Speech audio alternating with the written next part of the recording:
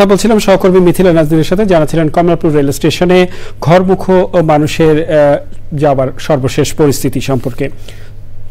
এদিকে ঈদের আগের সপ্তাহের শেষ কর্মদিবসে ঢাকা ছাড়তে শুরু করেছে রাজধানীবাসী। চাপ না থাকায় স্বস্তিতে ঈদ যাত্রা করতে পেরে খুশি সাধারণ মানুষ। তবে পরিবহন সংশ্লিষ্টরা বলছেন আগামীকাল থেকে যাত্রীর চাপ বাড়বে। রয়েছে রিয়াজ ইসলামের রিপোর্ট।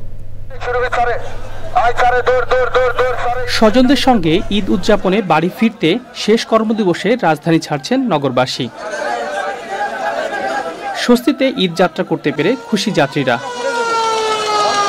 বাড়ি যাইতেছি ঈদ করতে, ঈদের আবেগটা তো সুন্দর। মা বাবা আছে, তাদের সাথে ঈদ করব, আনন্দই অন্যরকম।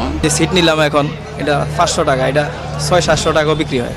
এখন মানে নিয়মের মধ্যে চলতেছে সবকিছু। পর্যাপ্ত যাত্রী না পাওয়ায় ভাড়া কমিয়েছে লঞ্চ কর্তৃপক্ষ।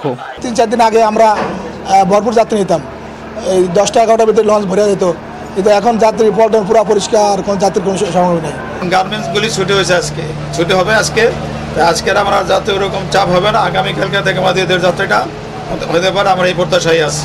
ঈদ যাত্রা নির্বিঘ্ন করতে ও যাত্রীদের নিরাপত্তায় তল্লাশি সহ নিরাপত্তা ব্যবস্থা জোরদার করা হয়েছে। রিয়াজ ইসলাম, চ্যানেল আই, ঢাকা।